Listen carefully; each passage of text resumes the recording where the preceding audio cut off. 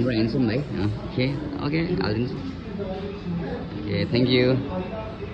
भयो सके ल सुरुमा चाहिँ भाइले चाख्छ है जहिले पनि हाम्रो चाहिँ त्यो छ हाम्रो परम्परा है जबसम्म दाजुभाइ छ भाइले टक्क टेस्ट गर्छ अनि कस्तो रहेछ त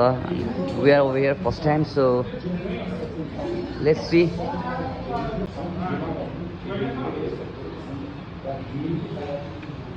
मटनको है भाइ होइन मटन होइन भाइ ओके मटन कस्तो छ तपाईँहरूले दर्शकहरूको लागि हाम्रो